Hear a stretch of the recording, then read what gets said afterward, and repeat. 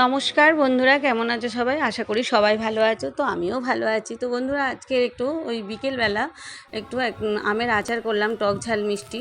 আগেরবার করেছিলাম কিন্তু চিনি দিয়ে, কিন্তু এবারে করব গুড় দিয়ে।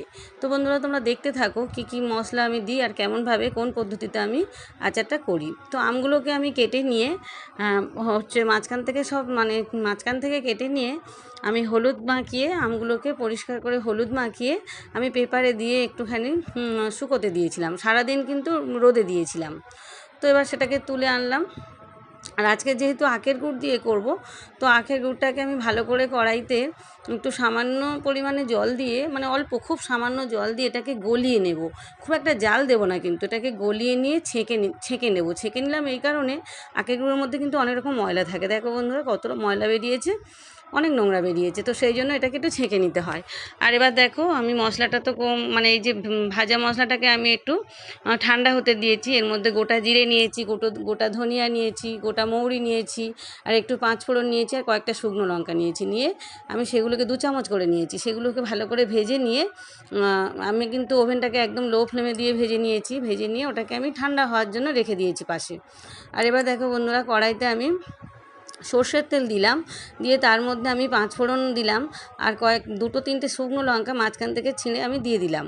দিয়ে আমি ফোড়নটাকে একটু ফ্রাই করে নিয়ে তারপর যে আমগুলো এই যে আমি রোদে শুকোতে দিয়েছিলাম, সেই আমগুলোকে সব এক এক করে আমি এর মধ্যে দিয়ে দিলাম। দিয়ে এবার আমি ভাজা ভাজা মতো করে নেব। তো আমগুলোকে কিন্তু খুব কড়া করে কিন্তু ভাজবো না, তাহলে কিন্তু কাঠ মতো হয়ে যাবে। মিডিয়াম মতো করে কিন্তু আমগুলোকে ভেজে নিতে হবে। আর এই যে লবণটা পরিমাণ মতো দিয়ে দিলাম, বাড়িতে যে লবণ ব্যবহার করি সেই লবণই দিলাম। তো একটু বিট লবণ দিলে আরও ভালো টেস্ট হতো, কিন্তু বিট লবণটা আমার কাছে এই মুহূর্তে ছিল না বন্ধুরা, তো সেই জন্য আমি দিতে পারিনি।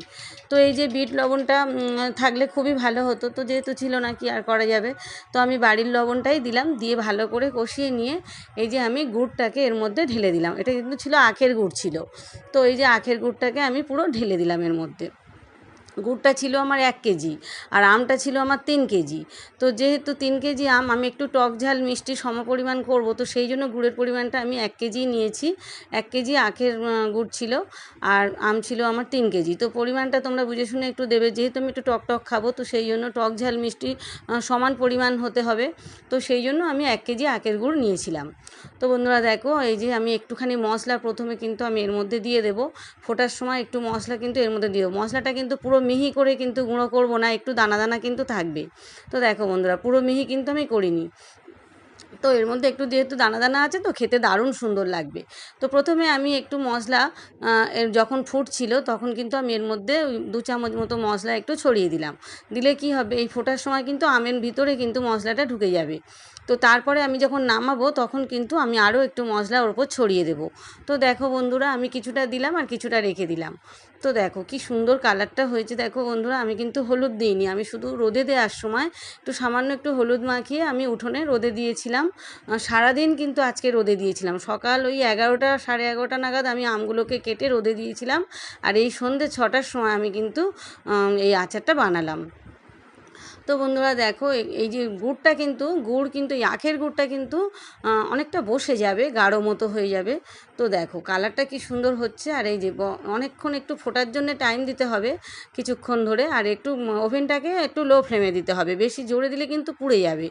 তো দেখো বন্ধুরা, লো ফ্লেমে দিয়েছি, দিয়ে আমি কিন্তু আস্তে আস্তে করছি। আর এই আমগুলো কিন্তু একটাও ঘেঁটে যাবে না। দেখো বন্ধুরা, প্রতিটা আম কিন্তু গোটা গোটা থাকবে, প্রতিটা আমের কোয়া কিন্তু গোটা গোটা থাকবে। দেখো বন্ধুরা, কি দারুণ দেখতে হয়েছে, আর খেতে কিন্তু দুর্দান্ত হয়েছে। আমি একটা টেস্ট করে দেখলাম, অপূর্ব সুন্দর খেতে হয়েছে।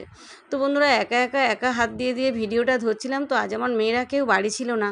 তো যখনই হয়ে গেছে আচারটা, এবার নামাবো, ঠিক সেই মুহূর্তে আমার মেয়েরা এসে গিয়েছে। ওরা একটু বাইরে ঘুরতে গিয়েছিল, তো 2 বোন এসে গিয়েছে। তো বড় মেয়ে আমাকে একটু ভিডিও তুলে দিল, বললো, মা অনেকক্ষণ একা করেছো, দাও দাও দাও আমি একটু তোমাকে তুলে দিই। তো আমার বড় মেয়ে একটু আমাকে ভিডিওটা তুলে দিল। তো দেখো বন্ধুরা, এই যে আমি এবার নামাবো যেহেতু, তো মশলাটা আমি একটু দিয়ে দিলাম। 2 চামচ মতো মশলা এর মধ্যে ছড়িয়ে দিলাম, কারণ যেহেতু এবার আমি নামাবো।